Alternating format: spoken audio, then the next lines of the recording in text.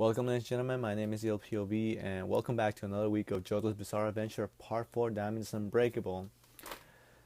Now, I have to take a break from playing Pokemon Go. By the way, if you're not playing that right now, you should just download it, give it a try. I know I'm having a lot of fun. Where the fuck are you, Nidoran? But that aside, this episode was absolutely great. I knew how the story was gonna go, but I didn't expect this to be so well animated, so well done. I absolutely loved it. Putting all that aside, let me just go into the overview and let's talk about what happened in this episode. We start off with the ending of last episode of Koichi ending back in Rohan's house. Rohan telling him, "Hey, it's about time you got here. I knew you were gonna come." And Koichi starts to understand, it's just really cool. Before I go into Koichi, this cool segment of just Rohan straight up creating the manga, really quickly, and him using this abnormal ways of, going from a blank page to finishing an entire beautifully drawn panel of this guy, with a hat, it looked like the mime, like a robot. Pretty cool. Absolutely loved the way it was executed. Koichi realizes that yes, he has a stand and he used it on him, so he needs to get the fuck out of there.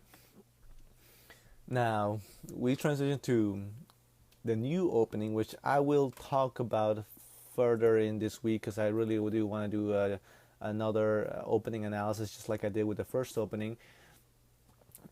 Just gonna say I'm not too crazy about the song. I absolutely love the animation. I absolutely love what it was being shown. But yeah, the song felt a little bit generic anime music.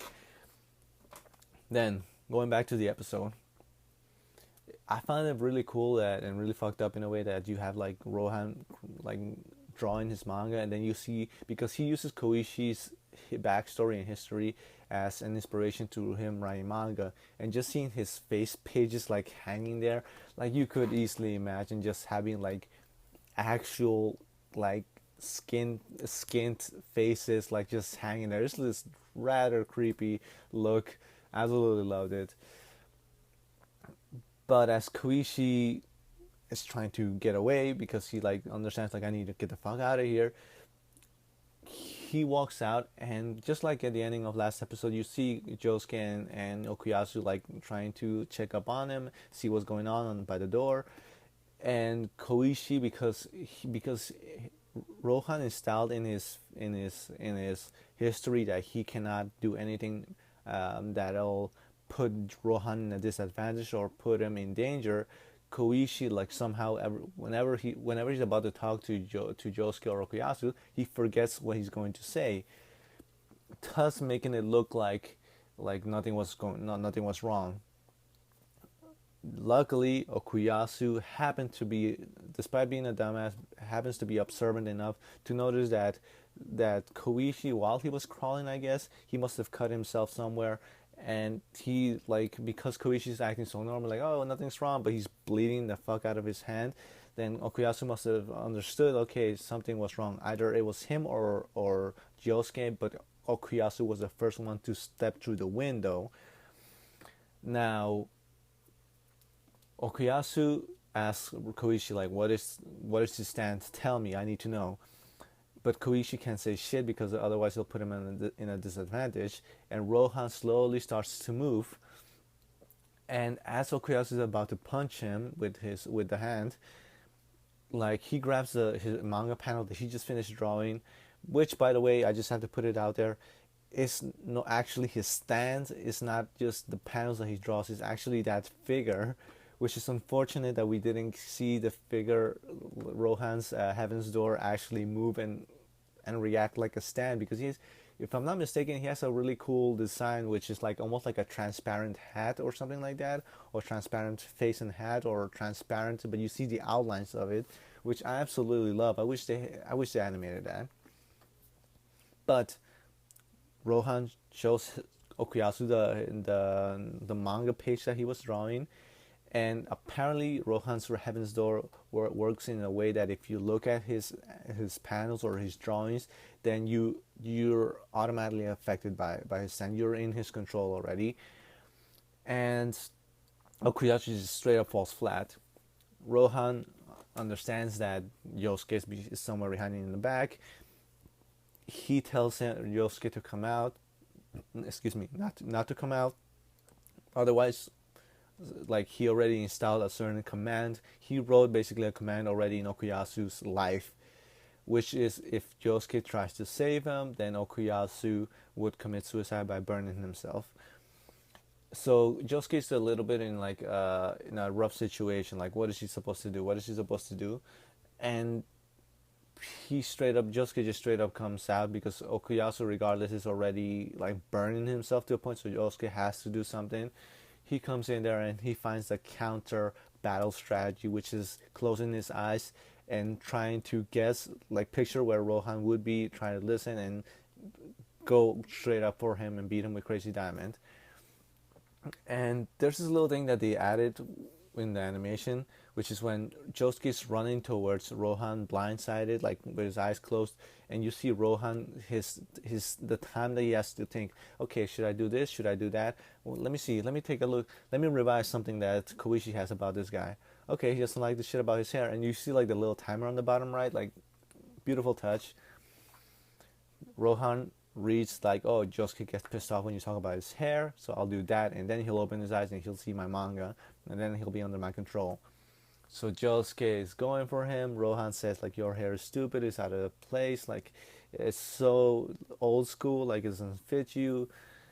And Josuke, of course, in rages and his eyes open, and as Rohan is showing him the manga panel, like Josuke punches through him.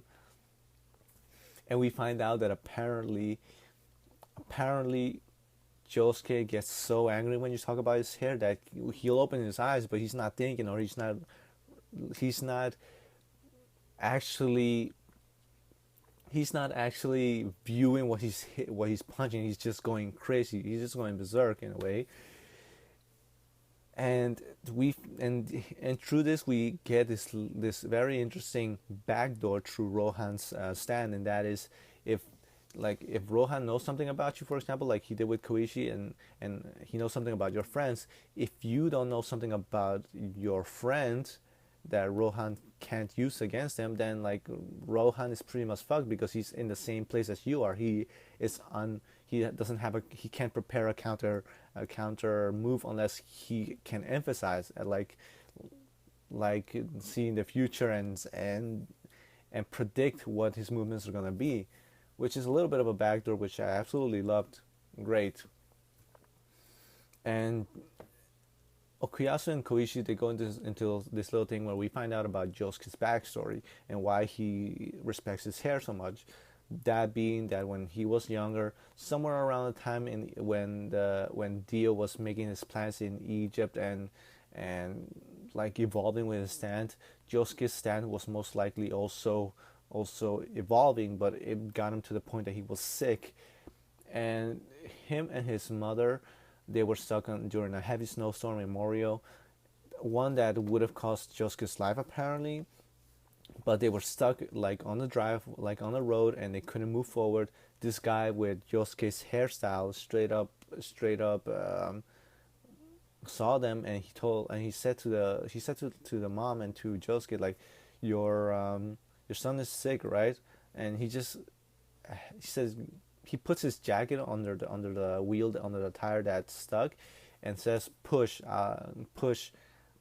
like I'll push and you just drive. And so he does that, and he manages to let the car go forward. The guy stays in the back. The mom is able to take Josuke to the hospital. Josuke feels alright. They could never find out who the guy was. And Josuke uses that as a form of respect, because in a way, not directly, indirectly, that guy saved Josuke's life. Very nice story, very beautiful story. Rohan, touched, inspired by this, starts writing. He says, I need to have all this written down. In the meantime, you have Josuke still going batshit crazy about the whole situation, which was great. Great episode overall. Now, to talk about the 3 points that I talk about in every overview: the animation, pacing, and value to the overall plot. Animation, perfect. great, like no complaints. So well done. The beginning of the episode, I guess, would be the maybe the 1 or 2% that I'm not too crazy about, which was the beginning of the episode which was the ending of the last episode, which kind of had like this a little bit of a lazy animation drawn. But after that, like wow, absolutely beautiful quality. The pacing, well paced, did not feel rushed. Absolutely great. Even fitting Josuke's hair backstory in there was absolutely great. Valid to the overall plot. Well, we know more about Josuke and why that hair is so important to him. We get a little bit of an introduction towards Rohan's character and the backdoor behind it. We don't really get to see Heaven's Door, the person animated, unfortunately. But if you watch the opening, you can tell that Rohan is just like Hazamada, like he's just one of those fellow characters that's not an asshole anymore after this episode. And this Rohan figure is a rather likable character among many JoJo fans. If you are new to JoJo, Rohan is one of those characters that fans do enjoy watching. So there are some good things coming with him. I can't wait to see him in the next couple of episodes when he does reoccur. Regardless, my name is LPOV. I do these JoJo overviews every week, so if you like this video, please hit that like button down below. Subscribe to my channel, it would mean the world to me. It would mean Sawardo to me. Puns. Regardless, my name is LPOV. Have a good weekend. Thank you for watching, and goodbye.